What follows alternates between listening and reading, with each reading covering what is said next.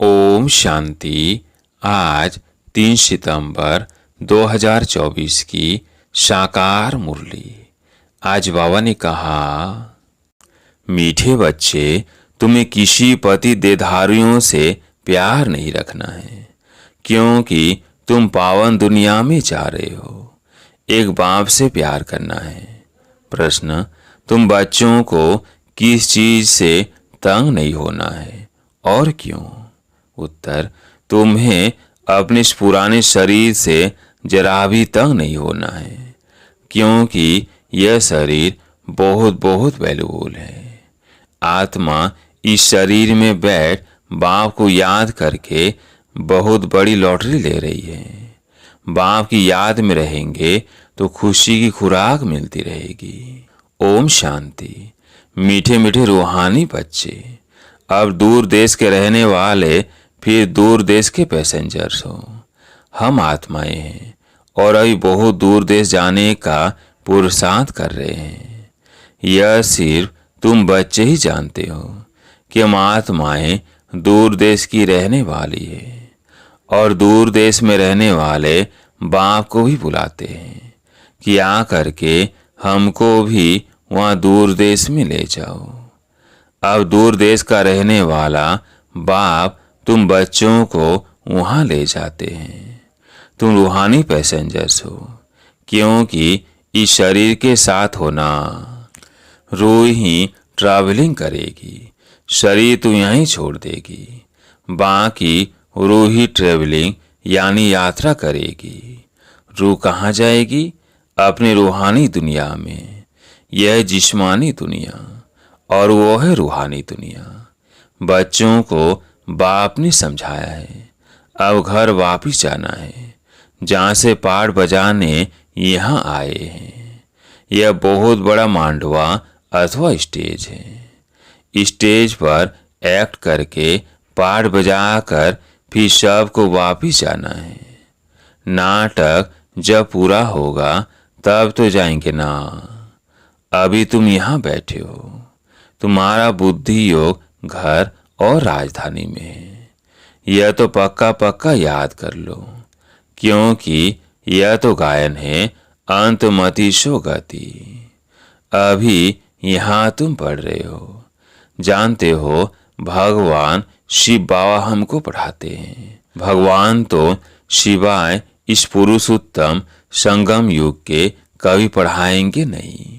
सारे 5,000 वर्ष में निराकार भगवान बाप एक ही बार आकर पढ़ाते हैं। यह तो तुमको पक्का निश्चय है। पढ़ाई भी कितनी सहज है। अब घर जाना है। उस घर से तो सारी दुनिया का प्यार है।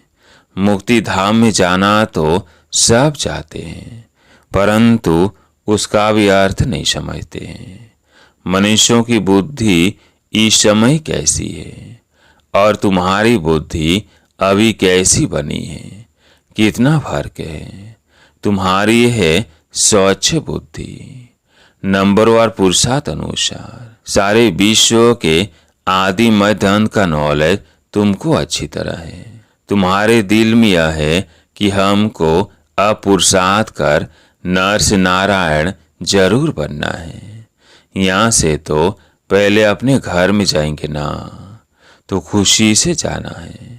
जैसे सतयुग में देवताएं खुशी से एक शरीर छोड़ दूसरा लेते हैं, वैसे इस पुराने शरीर को भी खुशी से छोड़ना है। इनसे तंग नहीं होना है, क्योंकि यह बहुत वैल्यूबल शरीर है। इस शरीर द्वारा ही आत्मा को बाप से लॉटरी मिलती है। हम जब तक पवित्र नहीं बने हैं तो घर जा नहीं सकेंगे। बाप को याद करते रहेंगे, तब ही उस योग बल से पापों का बोझा उतरेगा, नहीं तो वो सजा खानी पड़ेगी। पवित्र तो जरूर बनना है। लौकिक संबंध में भी बच्चे कोई गंदा पतित काम करते हैं तो बाप गुस्से में आकर लाठी से भी मार देते हैं, क्योंकि बेकायदे पतित बनते हैं। किसके साथ भी बेकायदे प्यार रखते हैं तो भी माँ बाप को अच्छा नहीं लगता है। यह बेहद का बाप फिर कहते हैं, तुम बच्चों को यहाँ तो रहना नहीं है, अभी तुमको जाना है नई दुनिया में। वह भिखारी पतित कोई होता नहीं, एक ही पतित पावन बाप आकर ऐसा पावन तुमको बनाते हैं। बाप खुद कहते हैं, हमारा जन्म दिव्य और अलौकिक है, और कोई भी आत्मा मेरे समान शरीर में प्रवेश नहीं कर सकती। बल धर्म स्थापक जो आते हैं उनकी आत्मा भी प्रवेश करती है, परंतु वो बात ही अलग है। हम तो आते ही हैं सबको वापिस ले जाने के लिए। वह तो ऊपर से उतरते हैं नीचे अपना पाठ बजाने। हम तो सबको ले जाते हैं, फिर बतलाते हैं कि तुम कैसे पहले पहले नई दुनिया में उतरेंगे। उस नई दुनिया सतयुग में बगुला कोई भी होता नहीं। बाप तो आते ही हैं बगुलों के बीच, फिर तुमको हंस बनाते हैं। तुम अब हंस बने हो, मोती ही चुगते हो। सतयुग में तुमको यह रतन नहीं मिलेंगे। यहाँ तुम यह ज्ञान रतन चुग कर हंस बनते हो। बगुले से तुम हंस कैसे बनते हो, यह बाप समझाते हैं। अभी तुमको हंस बनाते हैं। देवताओं को हंस, असुरों को बगुला कहेंगे। अभी तुम किचड़ा छुड़ाए मोती चुगाते हो। तुमको ही पद्मा पदम भाग्यशाली कहते हैं। तुम्हारे पैर में छापा लगता है पद्मों का। शिव बाबा को तो पाँव है नहीं जो पद्म हो सके। वह तो तुमको पद्मा पदम भाग्यशाली बनाते हैं। बाप कहते हैं, मैं तुमको विश्व का मालिक बनाने आया हूँ। ये सब बातें अच्छी रीति समझने की है। मनुष्य यह तो समझते हैं ना, स्वर्ग था, परंतु कब था फिर कैसे होगा वो पता नहीं है। तुम बच्चे अभी रोशनी में आए हो, वो सब है अंधियारे में। यह लक्ष्मी नारायण विश्व के मालिक कब कैसे बने यह पता ही नहीं है। 5,000 वर्ष की बात है। बाप बैठ कर समझाते हैं, जैसे तुम आते हो पाठ बजाने, वैसे मैं भी आता हूँ। तुम निमंत्रण देकर बुलाते हो, हे बाबा हम पतितों को आकर पावन बनाओ, और किसको भी ऐसे कभी नहीं कहेंगे। अपने धर्म स्थापक को भी ऐसे नहीं कहेंगे कि आकर सबको पावन बनाओ। क्राइस्ट अथवा बुद्ध को थोड़ी पतित पावन कहेंगे। गुरु वो जो सदगति करे, वो तो आते हैं, उनके पिछाड़ी सबको नीचे उतरना है। यहाँ से वापिस जाने का रास्ता बतलाने वाला, सर्व का सदगति करने वाला अकाल मूर्त एक ही बाप है। वास्तव में सदगुरु अक्षर ही राइट है। तुम सबसे राइट अक्षर फिर भी सिख लोग बोलते हैं। बड़ी बड़ी आवाज से कहते हैं सदगुरु अकाल। बड़ी जोर से धून लगाते हैं सदगुरु अकाल मूर्त कहते हैं। मूर्त ही नहीं हो तो वो फिर सदगुरु कैसे बनेंगे, सदगति कैसे देंगे। वह सदगुरु स्वयं ही आकर अपना परिचय देते हैं। मैं तुम्हारे मिसल जन्म नहीं लेता हूँ, और तो सब शरीरधारी बैठ सुनाते हैं। तुमको अशरीरी रूहानी बाप बैठ समझाते हैं। रात दिन का फर्क है। इस समय मनुष्य जो कुछ करते हैं वो रॉन्ग ही करते हैं, क्योंकि रावण की मत पर है ना। हर एक में 5 विकार है। अभी रावण राज्य है। यह बातें डिटेल में बाप समझाते हैं, नहीं तो सारी दुनिया के चक्र का मालूम कैसे पड़े। यह चक्र कैसे फिरता है मालूम पड़ना चाहिए ना। यह भी तुम नहीं कहते हो कि बाबा समझाओ, आप ही बाप समझाते रहते हैं। तुमको एक भी प्रश्न पूछने का नहीं रहता। भगवान तो बाप है। बाप का काम है सब कुछ आप ही सुनाना, आप ही सब कुछ करना। बच्चों को स्कूल में बाप आप ही बिठाते हैं, नौकरी पर लगाते हैं, फिर उनको कहते हैं 60 वर्ष बाद यह सब छोड़ भगवान का भजन करना, बेशास्त्र आदि पढ़ना, पूजा करना। तुम आधा कल्प पुजारी बने, फिर आधा कल्प के लिए पूज्य बनते हो। पवित्र कैसे बनो, उसके लिए कितना सहज समझाया जाता है। फिर भक्ति बिल्कुल छूट जाती है। वो सब भक्ति कर रहे हैं, तुम ज्ञान ले रहे हो। वो रात में है, तुम दिन में जाते हो, अर्थात स्वर्ग में। गीता में लिखा हुआ है मान मना भव। ये अक्षर तो मशहूर हैं, गीता पढ़ने वाले समझ सकते हैं। बहुत सहज लिखा हुआ है। सारी आयु गीता पढ़ते आए हैं, कुछ भी नहीं समझते। अब वही गीता का भगवान बैठ सिखलाते हैं तो पति से पावन बन जाते हैं।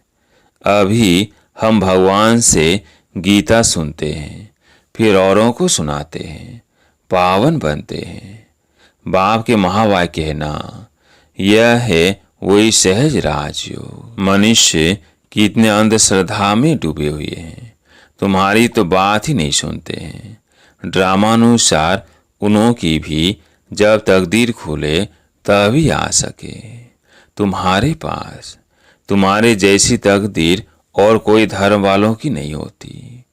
बाप ने समझाया है यह तुम्हारा देवी देवता धर्म बहुत सुख देने वाला है। तुम भी समझते हो, बाप ठीक कहते हैं।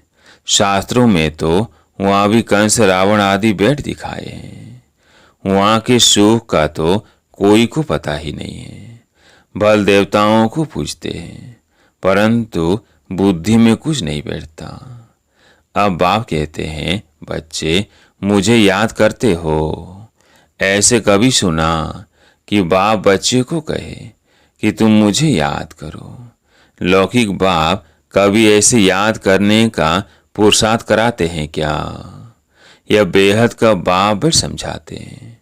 तुम सारे विश्व के आदि मदन को जानकर चक्रवर्ती राजा बन जाएंगे। पहले तुम जाएंगे घर, फिर आना है पाठधारी बनकर। अभी किसको भी पता नहीं पड़ेगा कि यह नई आत्मा है या पुरानी आत्मा है। नई आत्मा का नामाचार जरूर होता है। अभी भी देखो कोई कोई का कितना नामाचार होता है। मनुष्य ढेर आ जाते हैं, बैठे बैठे अनायासी आ जाते हैं तो प्रभाव पड़ता है। बाबा भी इसमें अनायासी आते हैं तो प्रभाव पड़ता है। वो अभी नई आत्मा आती है तो पुरानों पर प्रभाव होता है। टाल टालियां निकलती जाती है तो उनकी महिमा होती है। किसको पता नहीं रहता है कि इनका नामाचार क्यों है। नई आत्मा होने से उनमें कशिश होती है। अभी तो देखो कितने ढेर झूठे भगवान बन गए हैं। इसलिए गायन है सच की बेड़ी हिलती डुलती है लेकिन डूबती नहीं है। तूफान बहुत आते हैं क्योंकि भगवान खिवैया है ना। बच्चे भी हिलते हैं, नाव को तूफान बहुत लगते हैं। और सतयुग में तो ढेर जाते हैं, परंतु वहां कभी तूफान आदि की बात नहीं आती। यहाँ अबलाओं पर कितने अत्याचार होते हैं, परंतु फिर भी स्थापना तो होनी है। बाप भी समझाते हैं, हे आत्माएं तुम कितना जंगली कांटे बन पड़े हो। दूसरों को कांटा लगाते हो तो तुमको भी कांटा लगता है। रेस्पॉन्ड तो हर बात का मिलता है। वहाँ दुख की छीछी बातें कोई होती नहीं, इसलिए उनको कहा जाता है स्वर्ग। मनुष्य स्वर्ग और नरक कहते हैं, परंतु समझते नहीं हैं। कहते हैं फलाना स्वर्ग गया, यह कहना भी वास्तव में रॉन्ग है। निराकारी दुनिया को कोई है भी नहीं कहा जाता है, वो है मुक्ति धाम। यह फिर कहते हैं स्वर्ग में गया। अभी तुम जानते हो यह मुक्ति धाम आत्माओं का घर है। जैसे यहाँ घर होते हैं, भक्ति मार्ग में जो बहुत धनवान होते हैं तो कितने ऊंची मंदिर बनाते हैं। शिव का मंदिर देखो कैसे बनाया हुआ है। लक्ष्मी नारायण का भी मंदिर बनाते हैं तो सच्चे जेवर आदि कितने होते हैं। वो धन रहता है। अभी तो झूठ हो गया है। तुम भी आगे कितने सच्चे जेवर पहनते थे। अभी तो गवर्नमेंट के डर से सच्चा छिपाए झूठ पहनते रहते हैं। वहाँ तो है सच ही सच, झूठा कुछ भी होता नहीं। यह सच्चा होते भी छिपा कर रख देते हैं। दिन प्रतिदिन सोना महंगा होता रहता है। वह तो है ही स्वर्ग। तुमको सब कुछ नया मिलेगा। नई दुनिया में सब कुछ नया। अकीचार यानी अथाह धन था। अभी तो देखो हर एक चीज कितनी महंगी हो गई है। अभी तुम बच्चों को मूल वतन से लेकर सब राज समझाया है। मूल वतन का राज बाप बिगर कौन समझाएंगे। तुमको भी फिर टीचर बनना है। गृहस्थ व्यवहार में भी भल रहो। कमल फूल समान पवित्र रहो। औरों को भी आप समान बनाएंगे तो बहुत ऊंच पद पा सकते हैं, या रहने वालों से भी ऊंच पद पा सकते हैं। नंबरवार तो है ही। बाहर में रहते हुए भी विजय माला में पिरो सकते हैं। हफ्ते का कोर्स ले फिर भल विलायत में जाए। वह कहाँ भी जाए, सारी दुनिया को भी मैसेज मिलना है। बाप आए हैं। शिव कहते हैं मामेकम याद करो। वो बाप ही लिबरेटर है, गाइड है। वहाँ तुम जाएंगे तो अखबार में भी बोध नाम हो जाएगा। दूसरों को भी यह बोध सहज बात लगेगी। आत्मा और शरीर दो चीज है। आत्मा में ही मन बुद्धि है, शरीर तो जड़ है। पारधारी आत्मा बनती है। खोई वाली चीज आत्मा है। तो अब बाप को याद करना है। या रहने वाले इतना याद नहीं करते हैं जितना बाहर वाले करते हैं। जो बहुत याद करते हैं और आप समान बनाते रहते हैं, कांटों को फूल बनाते रहते हैं, वो ऊंच पद पाते हैं। तुम समझते हो पहले हम भी कांटे थे। अब बाप ने ऑर्डिनेंस निकाला है। काम महाशत्रु है। इन पर जीत पाने से तुम जगत जीत बन जाएंगे। परंतु लिखा से कोई समझते थोड़ी है। अभी बाप ने समझाया है। अच्छा, मीठे मीठे सिकिलदे बच्चों प्रति माता पिता बाप दादा का याद प्यार और गुड मॉर्निंग। रूहानी बाप की रूहानी बच्चों को नमस्ते। हम रूहानी बच्चों की रूहानी बाप दादा को याद प्यार गुड मॉर्निंग नमस्ते नमस्ते। धारणा के लिए मुख्य सार।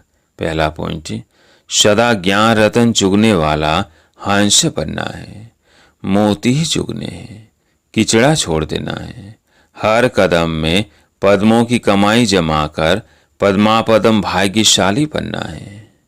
दूसरा पॉइंट, ऊंच पद पाने के लिए टीचर बनकर बहुतों की सेवा करनी है। कमल फूल समान पवित्र आप समान बनाना है। कांटों को फूल बनाना है। आज प्यारे मीठे बाबा का वरदान, तेरे मेरे की हलचल को समाप्त कर रहम की भावना इमर्ज करने वाले मर्सीफुल भव।